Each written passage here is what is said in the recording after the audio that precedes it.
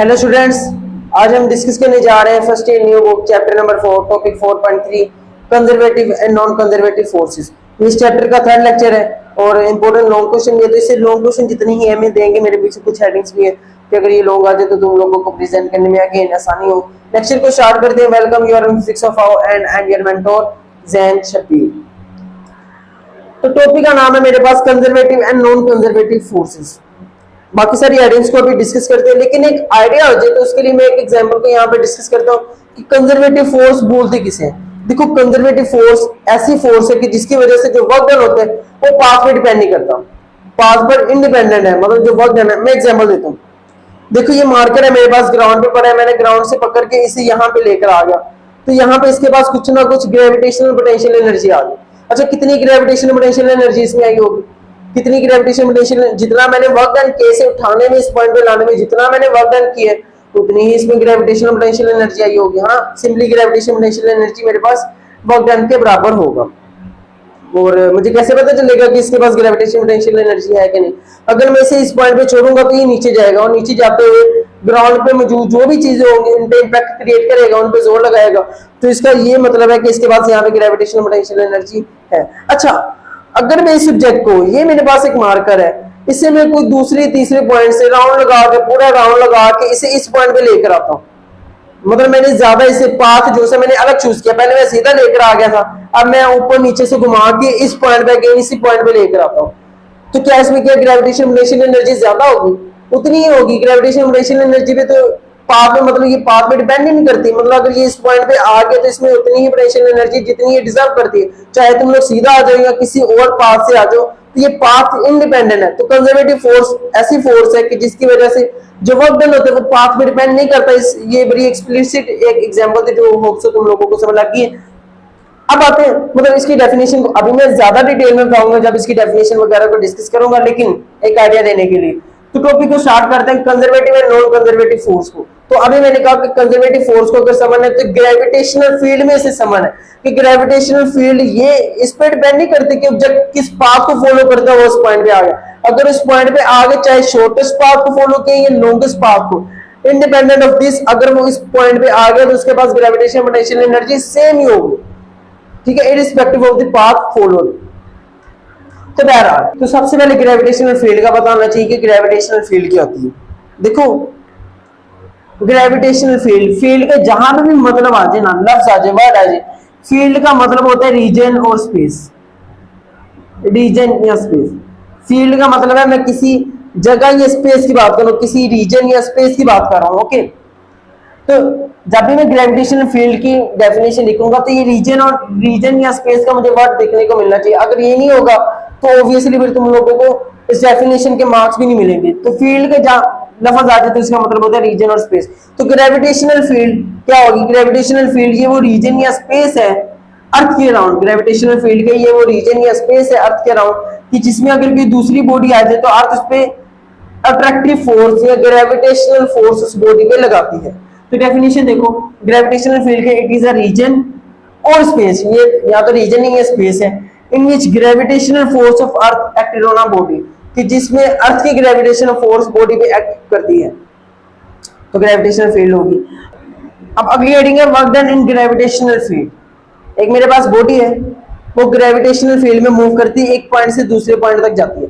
अच्छा, work done मेरे पास क्या होता है? वर्क डन मेरे पास सिंपली होते हैं फोर्स इनटू डिस्प्लेसमेंट। अगर किसी बॉडी पे फोर्स लग रही है और वो डिस्प्लेस भी हो रही है तो इसका मतलब है इसमें वर्क डन हुआ है। अब एक बॉडी है, उसमें ग्रेविटेशनल फोर्स लग रही है ना, ग्रेविटेशनल फोर्स ऐसी फोर्स है जो कि बॉडी को अर्थ की तरफ खींचती है, तो ग्रेविटेशनल फोर्स तो हर बॉडी पे लग रही है। अच्छा, अगर ये बॉडी ग्रेविटेशनल फील्ड में, जहां पे ग्रेविटेशनल फोर्स बॉडी पे लग रही है, वहां पे बॉडी एक पॉइंट से दूसरे पॉइंट तक मूव करती है, ग्रेविटेशनल फोर्स भी लग रही है और डिस्प्लेस भी हुई है, डिस्प्लेसमेंट भी कवर किया, तो इसका मतलब है इस बॉडी पे वर्क डन हुआ है। अब मुझे वो वर्क डन फाइंड आउट करना है कि ग्रेविटेशनल फोर्स ने उस बॉडी पे कितना वर्क डन किया है। तो यही इनिशियल एक्सप्लेनेशन है, work done in gravitational field. मान के चलो मेरे पास एक बॉडी है, वो पॉइंट ए से पॉइंट बी तक जाती है। अच्छा, पॉइंट ए से पॉइंट बी तक जाने के कितने रास्ते हो सकते हैं? इनफाइनाइट वेज हो सकते हैं ना, मतलब बहुत ज्यादा रास्ते हैं। चाहे तुम लोग ये इरेगुलर पाथ को फॉलो करते हुए चल रहे हो, चाहे स्ट्रेट चल रहे हो, चाहे इस तरीके से चल रहे हो, चाहे इस तरीके से, या कोई और पाथ को फॉलो करते हो ए से बी पॉइंट तक जाया जा सकता है। मुझे वर्क डन फाइंड आउट करना है कि ए से बी जाते हुए ग्रेविटेशनल फील्ड में जब मैं डिफरेंट पाथ को फॉलो करता हूँ तो शुरू में ग्रेविटेशनल फोर्स इस बॉडी में कितना वर्क डन करती है, मतलब अगर मैं ए से बी तक जाऊंगा तब कितना वर्क डन होगा, है ना। अगर मैं इस पाथ को फॉलो करूंगा तब कितना वर्क डन होगा, या ग्रेविटेशनल फोर्स इस बॉडी में जिसका मास m है उसमें कितना वर्क डन करेगी। अगर मैं ए सी बी पाथ को फॉलो करता हूँ तो शुरू में ग्रेविटेशनल फोर्स कितना वर्क डन करेगी बॉडी में, तो मुझे ये वर्क डन कैलकुलेट करना है मैथमेटिकली। इनिशियल जो एक्सप्लेनेशन यही है कि let an object of mass m, मान के चलो एक मेरे पास बॉडी जिसका मास m है, moving with constant velocity v, वो कांस्टेंट वेलोसिटी v के साथ मूव कर रही है, कांस्टेंट वेलोसिटी v के साथ मूव कर रही है। देखो बड़ा बहुत इंपॉर्टेंट पॉइंट है, वर्क डन मेरे पास होता है फोर्स इनटू डिस्प्लेसमेंट। अगर एक बॉडी है उसे मैं जो से वो डिस्प्लेस करा रहा हूं, इस तरीके से एक बॉडी है उसमें मैं फोर्स लगाऊंगा, ए से डी जाएगी फिर डी से बी जाएगी, ठीक है। लेकिन यहां पे मैंने फोर्स वो वाली नहीं लेनी जो कि मैं लगा रहा हूं, बल्कि मैंने फोर्स वो वाली लेनी है जो कि ग्रेविटी एक्ट कर रही है। मान के चलो नहीं है मेरे पास बॉडी है वो ए से डी जा रही थी, तो लाजमी बात है मैं यहाँ पे फोर्स इस तरफ लगाऊंगा तो तभी तो बॉडी डिस्प्लेस करेगी, समझ रहे बात को। मैं फोर्स लगाऊंगा बॉडी तभी तो ए से डी की तरफ जाएगी, लेकिन मुझे वर्क डन ये वाली फोर्स की वजह से नहीं फाइंड आउट करना, बल्कि मुझे वर्क डन फाइंड आउट करना है जो कि ग्रेविटी इस पे इंपोज कर रही है, जो कि ग्रेविटी लग रही है। तो अगर ये बॉडी कांस्टेंट वेलोसिटी के साथ मूव कर रही होगी तो अकॉर्डिंग टू न्यूटन, बड़ा इंपॉर्टेंट पॉइंट है और डीप पॉइंट भी है, अगर बॉडी कांस्टेंट वेलोसिटी के साथ मूव कर रही होगी तो according to Newton second law, चूंकि यहाँ पे बॉडी की वेलोसिटी चेंज नहीं हो रही तो एक्सेलरेशन भी नहीं है, तो नेट फोर्स बॉडी में जीरो होगी, बॉडी में नेट फोर्स जीरो होगी। नेट फोर्स का मतलब है कि जो मैं फोर्स लगा रहा हूँ वो ग्रेविटेशनल फोर्स ही के बराबर हो। नेट फोर्स ओवरऑल फोर्स होती है, net force summation of forces, जितनी फोर्सेस लग रही है उन सबका सम जीरो है। अगर सम जीरो है तो मतलब अगर मेरे पास दो फोर्सेस है तो F जो कि मैं एक्सटर्नली लगा रहा हूँ मेरे पास ग्रेविटेशनल फोर्स के बराबर होगी। एक ही इंपॉर्टेंट पॉइंट था, इसी वजह से कांस्टेंट वेलोसिटी यहाँ पे डिस्कस है। मान के चलो एक बॉडी जिसका मास m मूव कर रही है पॉइंट ए से पॉइंट बी तक with constant velocity v in a gravitational field में वो मूव कर रही है and displace from point A to B, और वो बॉडी पॉइंट ए से पॉइंट बी पे डिस्प्लेस होती है, डिस्प्लेसमेंट कवर करती है। मुझे फाइंड आउट करना है work done by gravitational force, gravitational force ने कितना वर्क डन किया। और ग्रेविटेशनल फोर्स की हमेशा डायरेक्शन किस तरफ होती है, डाउनवर्ड होती है, towards the centre of earth. मतलब अगर ये बॉडी इस तरफ मूव कर रही है, डिस्प्लेसमेंट इसका इस तरफ है तो ग्रेविटेशनल फोर्स नीचे की तरफ, डिस्प्लेस वो इस तरफ हो रही है लेकिन ग्रेविटेशनल फोर्स इस तरफ लग रही है।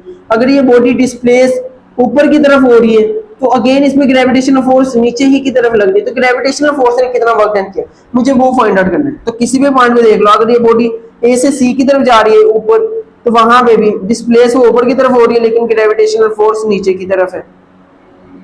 अगर ऑब्जेक्ट यहाँ पे मूव कर रहा है डिस्प्लेस इस तरफ है तो ग्रेविटेशनल फोर्स नीचे की तरफ है, ग्रेविटेशनल फोर्स की डायरेक्शन हमेशा डाउनवर्ड हो।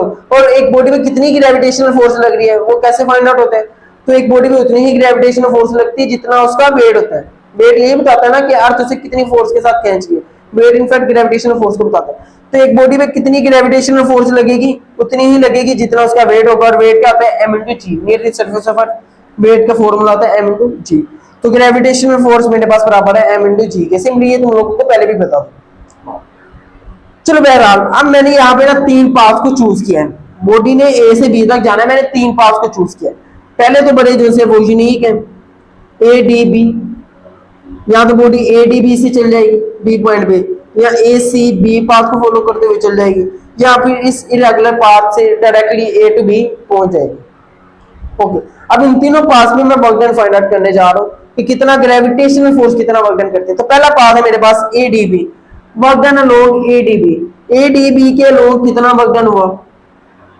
ठीक है, इस पाथ को मैं दो हिस्सों में स्प्लिट कर लेता हूं। पहले मैं ए से डी पे जाते हुए वर्क डन कैलकुलेट करता हूं, फिर मैं डी से बी जाते हुए वर्क डन कैलकुलेट करता हूं। इन दोनों को मैं सम कर दूंगा तो मेरे पास ए टू बी जाते हुए मेरे पास वर्क डन आ जाएगा।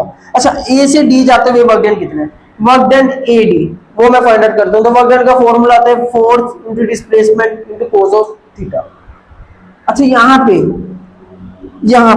थीटा मेरे पास है angle between force and displacement, displacement और फोर्स के दरमियान एंगल कितना है। ए से डी पे जाते हुए जो बॉडी है वो डिस्प्लेस कर रही है इस डायरेक्शन में, इस दिशा में डिस्प्लेस कर रही है, और ग्रेविटेशनल फोर्स बॉडी पे लग रही है डाउनवर्ड। दोनों के दरमियान डिस्प्लेसमेंट और ग्रेविटेशनल फोर्स के दरमियान एंगल कितना हुआ यहाँ पे 90 डिग्री। तो एंगल तो मेरे पास हुआ 90 डिग्री। और cos 90 मेरे पास होता है 0। तो वर्क डन अलोंग 0 को एफडी के साथ मल्टीप्लाई कराऊंगा तो 0 आएगा। तो work done along AD, gravitational force ने ए से डी पे जाते हुए बॉडी पे कितना वर्क डन किया? कोई वर्क डन नहीं किया। मतलब ग्रेविटेशनल फोर्स ने कोई वर्क डन नहीं किया, और मैं कैलकुलेट भी ग्रेविटेशनल फोर्स की वजह से वर्क डन जो मैंने किया वो तो मैंने किया ना, मतलब मैं तो लेकर गया, मैंने फोर्स भी लगाई, डिस्प्लेसमेंट, वो मेरा वर्क डन है। लेकिन ग्रेविटेशनल फोर्स ने जितना वर्क डन किया वो 0। ग्रेविटेशनल फोर्स ने ए से डी पे जाते हुए कोई वर्क डन नहीं किया, मैथमेटिकली हमारे पास आ गया। ठीक है। अच्छा, अब बॉडी मूव करिए डी से B, work done along DB find out करते हैं। वर्क डन अलोंग डीबी वो मेरे पास अगेन बराबर होगा FD cos of theta, FD cos of theta. मैंने भी बोला कि जो फोर्स मैं लगा रहा हूं, अगर तो कांस्टेंट वेलोसिटी है तो जो मैं फोर्स लगा रहा हूं वो ग्रेविटेशनल फोर्स के बराबर होगी। तो यहाँ पे जो फोर्स है वो मेरे पास बराबर होगी ग्रेविटेशनल फोर्स के। बॉडी ने डिस्प्लेसमेंट डी कवर किया, और एंगल कितना, यहाँ पे बॉडी डिस्प्लेस हो रही है ऊपर की तरफ और ग्रेविटेशनल फोर्स बॉडी पे लग रही है नीचे की तरफ।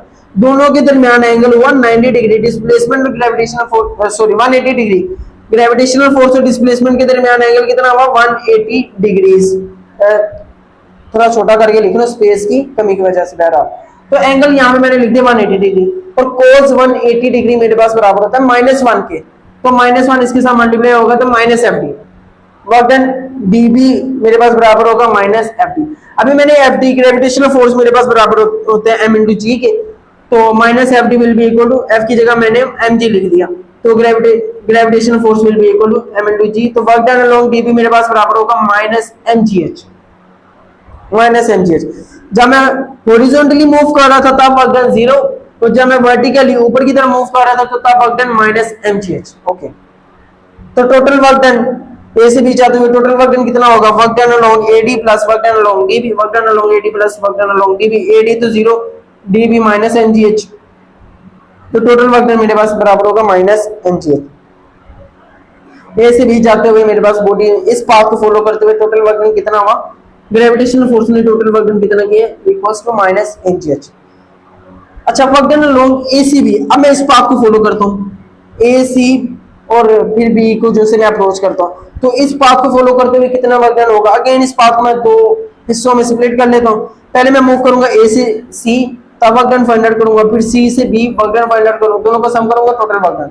तो work done along AC, work done along AC मेरे पास अगेन बराबर है formula FD cos of theta.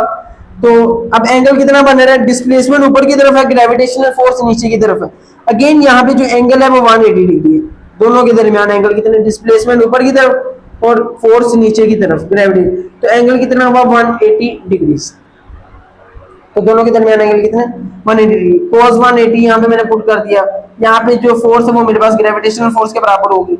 cos 180 मेरे पास -1, तो वर्क डन अलोंग एसी मेरे पास -FD के बराबर होगा।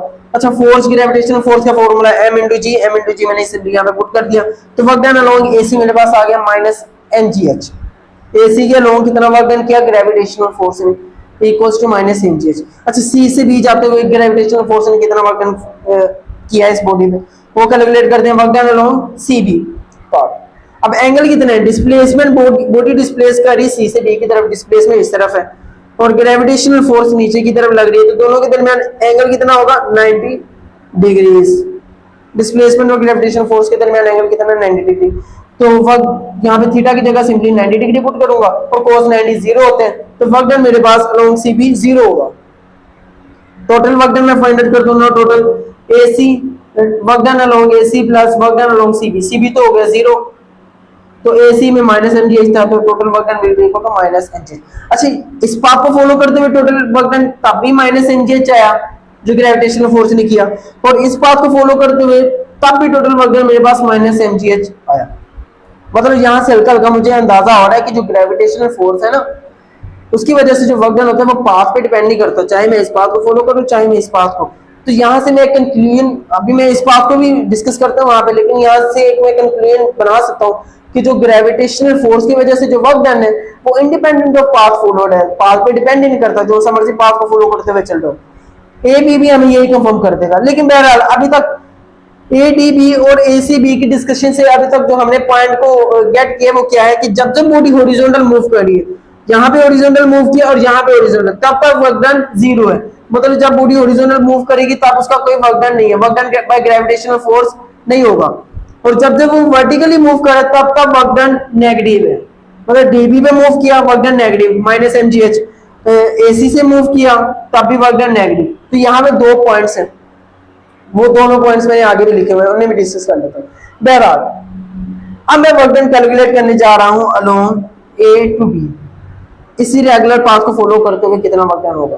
Work done along A be directly by following the irregular path, इस इरेगुलर पाथ को फॉलो करूंगा तो तब कितना वर्क डन होगा। अच्छा ये मेरे पास एक इरेगुलर पाथ है ए टू बी, मुझे वर्क डन फाइंड आउट करना है। अच्छा ए टू बी का जो हाइट है ना, हाइट डिफरेंस है ए और बी के दरमियान जो हाइट डिफरेंस है वो है h की, यहाँ पे मैंने रिप्रेजेंट कर दिया। ए और बी के दरमियान जो हाइट डिफरेंस है it will be equal to h। अच्छा अब इस इरेगुलर पाथ का वर्क डन कैलकुलेट करना मुश्किल है, क्यों मुश्किल है? अगेन वर्क डन का जो फॉर्मूला हमें पता है वो है F into D, force into displacement.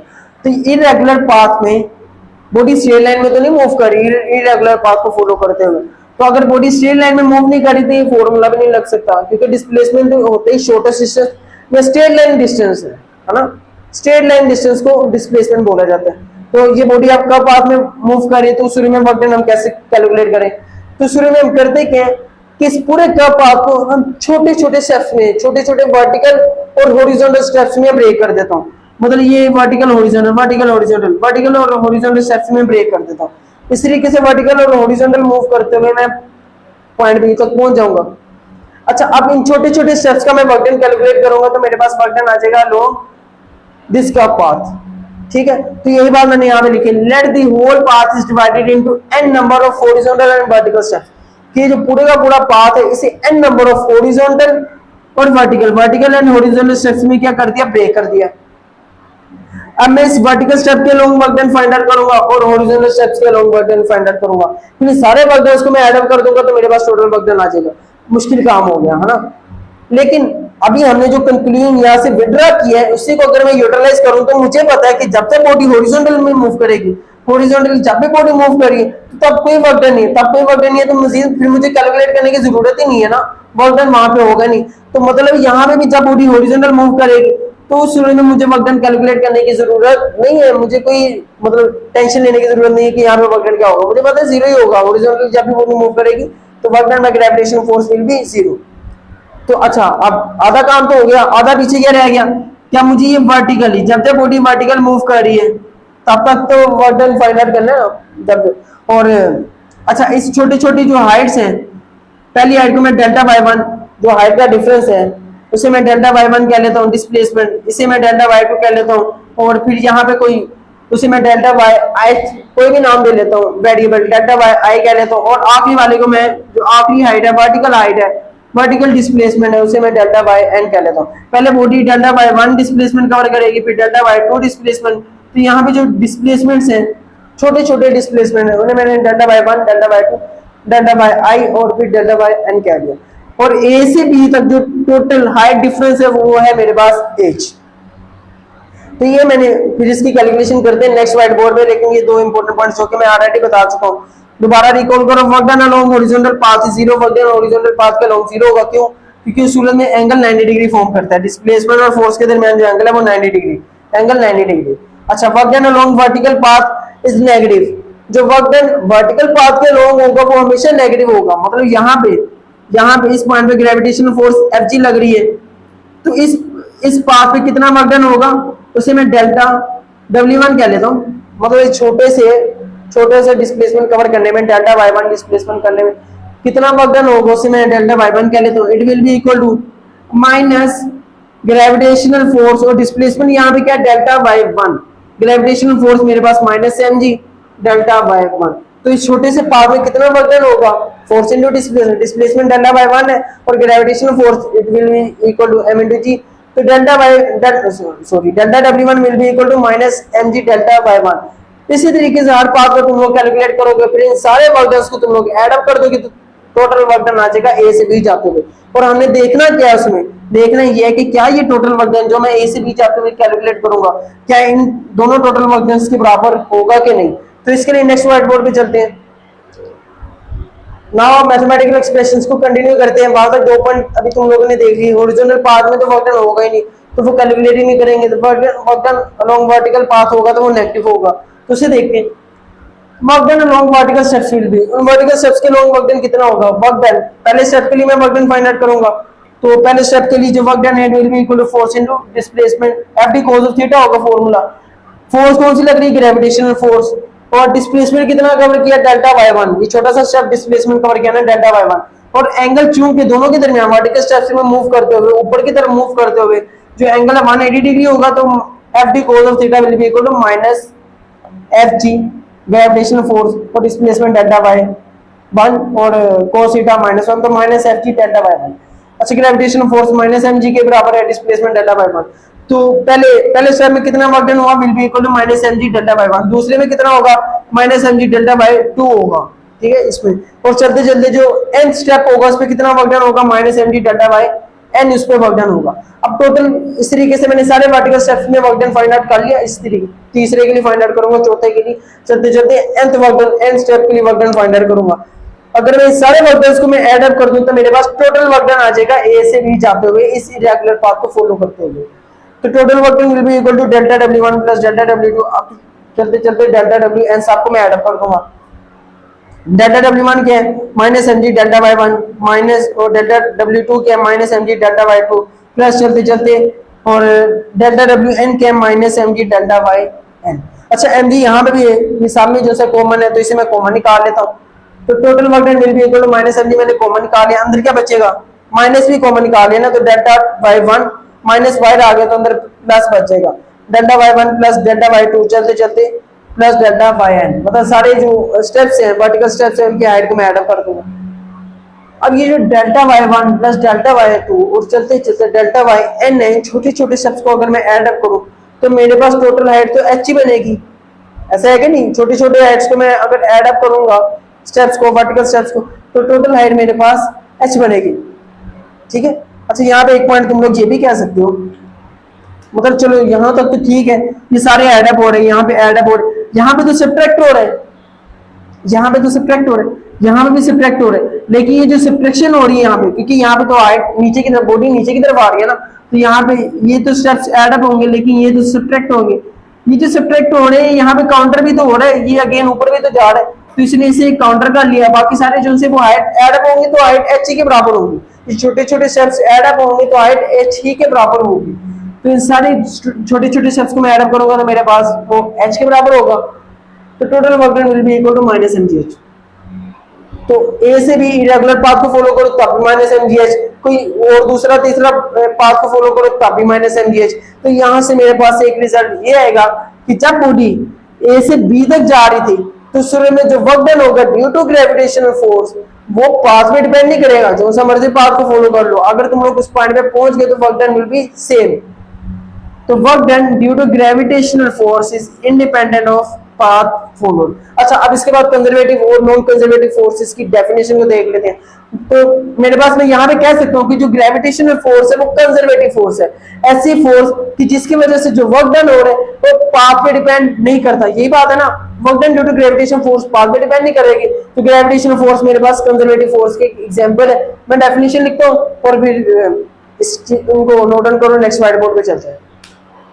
तो अब डेफिनेशन देखते हैं कंजर्वेटिव और नॉन कंजर्वेटिव फोर्स की। देखो कंजर्वेटिव फोर्स अभी मैंने बता दिया, कंजर्वेटिव फोर्स ऐसी फोर्स है, पहले तो बात है फोर्स है, कंजर्वेटिव फोर्स है वो फोर्स की जिसकी वजह से जो वर्क डन होता है वो पाथ पे डिपेंड नहीं करता, इंडिपेंडेंट ऑफ पाथ है। लाइक ग्रेविटेशन फोर्स की वजह से जो वर्क डन होगा वो पाथ पे डिपेंड नहीं करेगा, ठीक है। तो definition, if the work done by a force in moving an object between two points, अगर एक फोर्स की वजह से जो वर्क डन होता है एक बॉडी को दूसरी एक पॉइंट से दूसरे पॉइंट पे लेके जाने के लिए जो वर्क डन होगा, अगर वो इंडिपेंडेंट ऑफ पाथ फॉलो है, मतलब ए से बी पे लेके जाना है, जो से मर्जी पाथ को फॉलो करो, चाहे डायरेक्ट चल रहे हो या कोई दूसरा तीसरा पॉइंट फॉलो करते हुए, दूसरा तीसरा पाथ फॉलो करते हुए उस पॉइंट पे चल जाओ, तो वो जो वर्क डन है अगर वो इंडिपेंडेंट ऑफ पाथ है, पाथ फॉलोड है, तो शुरू में जो फोर्स होगी जो कि इस वर्क डन को करवा रही है, वर्क डन फोर्स की वजह से तो होगा, तो वो फोर्स मेरे पास कंजर्वेटिव फोर्स होगी। डेफिनेशन से मतलब कि if the work done by a force in moving an object between two points is independent of path followed then that force will be conservative force. अच्छा, इसकी एक और डेफिनेशन भी है simple, if work done by a force in a close path is zero. देखो यहाँ पे मैं बताता हूँ, मान के चलो ये मेरे पास एक पॉइंट है ए, बॉडी को मैं मूव कराता हूँ, पहले मैं हॉरिजॉन्टल लेके जाता हूँ, फिर वर्टिकल, फिर हॉरिजॉन्टल, फिर वर्टिकल, मतलब बॉडी जो से वो पॉइंट ए पे वापस आ गई। अब यहाँ पे जो फोर्स, जो वर्क डन हुआ है वो मैं कैलकुलेट करूँ इस क्लोज पाथ में। ग्रेविटेशनल फोर्स ने कितना वर्क डन किया, हॉरिजॉन्टल में तो वर्क डन होगा 0, वर्टिकल में ऊपर की तरफ मूव कर रहे हैं तो एंगल होता है 180, तो फोर्स मतलब एंगल कितना होगा, डिस्प्लेसमेंट ऊपर की तरफ है ना, और फोर्स लग रही है नीचे की तरफ, बॉडी डिस्प्लेस ऊपर की तरफ कर रही है और फोर्स लग रही है नीचे की तरफ, तो यहाँ पे जो वर्क डन होगा वो मेरे पास होगा -mgh। हॉरिजॉन्टल में तो वर्क डन 0 होगा, यहाँ पे भी 0 होगा। अच्छा, अब यहाँ से ऊपर से नीचे डिस्प्लेसमेंट नीचे की तरफ है, फोर्स भी नीचे की तरफ है, एंगल है 0 डिग्री, जब एंगल 0 डिग्री होगा तो वर्क डन मेरे पास पॉजिटिव होगा mgh, ऊपर जाते हुए नेगेटिव, नीचे आते हुए पॉजिटिव, तो टोटल वर्क डन मेरे पास कितना होगा, टोटल ये तो 0, इसे और इसे ऐड अप कर दूंगा तो -mgh को कैंसिल कर देगा, तो टोटल वर्क डन मेरे पास 0 होगा। अच्छा, वैसे मुझे चाहिए कि इसे भी मैं ना नीट करके लिख दूंगा क्योंकि ये भी एक इंपॉर्टेंट शॉर्ट क्वेश्चन है। तो बहरहाल ये तुम लोग वैसे खुद भी कर सकते हो, हॉरिजॉन्टल में 0 है तो यहाँ पे इसे 4 पार्ट में डिवाइड कर लो, इस क्लोज लूप को 4 पार्ट में, एक हॉरिजॉन्टल पार्ट नाम दे लो ना ए बी सी डी और वापस ए से बी, बी से सी से डी और डी से वापस ए, फिर टोटल वर्क डन को ऐड अप कर देना, वो उसी स्टेप्स को फॉलो करना है। तो हॉरिजॉन्टल में तो 0 और वर्टिकल में जो वर्क डन होगा -mgh और +mgh दोनों को ऐड अप करूंगा तो टोटल वर्क डन 0। मतलब एक क्लोज लूप में बॉडी ए से मूव किया तो वापस ए पे आ गई, क्लोज लूप में जो टोटल वर्क डन होता है कंजर्वेटिव फोर्स में वो क्या होता है, 0 होता है। तो यही बात, if work done by a force in a close path, अगर एक क्लोज पाथ में जो वर्क डन है फोर्स की वजह से अगर वो 0 है तो उस सूर्य में इस फोर्स को भी बोला जाएगा कंजर्वेटिव फोर्स। इस 0 is also simply known as conservative force। ठीक है, डेफिनेशन बिल्कुल करेक्ट है। एग्जांपल्स में मेरे पास है ग्रेविटेशनल फोर्स, कंजर्वेटिव फोर्स है, इलेक्ट्रिक फोर्स, मतलब जब एक चार्जेस दूसरे एक चार्ज के इर्द गिर्द भी एक फील्ड होती है कि जिसमें अगर कोई दूसरा चार्ज आ जाए तो पहले वाला चार्ज इस चार्ज पे फोर्स लगाता है। अच्छा, ये भी फोर्स मेरे पास कंजर्वेटिव फोर्स है, चार्ज को मैं इस चार्ज पॉइंट पे जो से मर्जी पाथ को लेकर आऊं फोर्स उतनी नहीं लगेगी, वर्क डन इतना ही होगा। बहरहाल gravitational force, electric force, magnetic forces, ये ऐसी फोर्सेस की टाइप से कि जो कि मेरे पास कंजर्वेटिव फोर्सेस है। अच्छा, नॉन कंजर्वेटिव फोर्स ऐसी फोर्स जो कि पाथ पे डिपेंड करती है, वो अगर तो इंडिपेंडेंट ऑफ पाथ है तो वर्क डन, यानी ऐसी फोर्स जिसकी वजह से जो वर्क डन हो रहा है वो इंडिपेंडेंट ऑफ पाथ है तो वो तो कंजर्वेटिव है। और लेकिन अगर ऐसी फोर्स जिसकी वजह से जो वर्क डन होता है वो पाथ पे डिपेंड करता है तो वो मेरे पास कंजर्वेटिव फोर्स है। अच्छा, यही तुम लोगों ने डेफिनेशन लिखनी है, सिंपली चेंज कहां पे करना है, नॉन कंजर्वेटिव फोर्स ऐसी फोर्स है जो कि पाथ पे डिपेंड करती है। For example frictional force, frictional force की वजह से जो वर्क डन होगा वो पाथ पे डिपेंड करेगा। मतलब जो अगर एक बॉडी ऐसे में स्लाइड करा रहा हूं इस सरफेस के ऊपर, मैं फोर्स लगाता हूं यहाँ पे, तो अब ये जो वर्क डन होता है फ्रिक्शनल फोर्स की वजह से जो वर्क डन होगा, बॉडी मूव करेगी, अगर शॉर्टेस्ट पाथ कवर करेगी तो फ्रिक्शन कम लगेगी, अगर लॉन्ग पाथ ज्यादा डिस्टेंस कवर करेगी तो फ्रिक्शनल फोर्स ज्यादा लगेगी। फ्रिक्शनल फोर्स कम या ज्यादा होने की वजह से जो वर्क डन है वो भी कम या ज्यादा होगा। बात को समझ गए ना, फ्रिक्शनल फोर्स की वजह से जो वर्क डन है वो पाथ पर डिपेंड करेगी, छोटे पाथ को कवर करोगे कम work done by frictional force. ये मैं फोर्स लगा रहा हूँ इस पे फ्रिक्शनल फोर्स, मैं फ्रिक्शनल फोर्स की बात कर रहा हूँ, ठीक है। तो बाय फ्रिक्शनल फोर्स वो कम होगी क्योंकि डिस्टेंस उसने कम कवर किया, और अगर मैं ज्यादा डिस्टेंस कवर कराऊंगा तो फ्रिक्शनल फोर्स ज्यादा, फ्रिक्शनल फोर्स ज्यादा तो अल्टीमेटली वर्क डन जो कि फोर्स इनटू डिस्प्लेसमेंट है, क्योंकि फ्रिक्शनल फोर्स बढ़ गई है तो वर्क डन भी बढ़ जाएगा, ज्यादा हो जाएगा।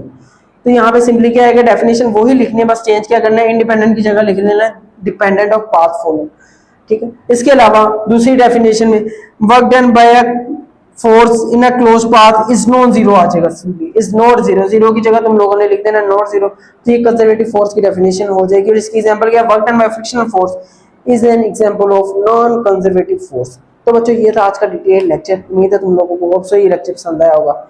इजाजत दो, अल्लाह हाफिज।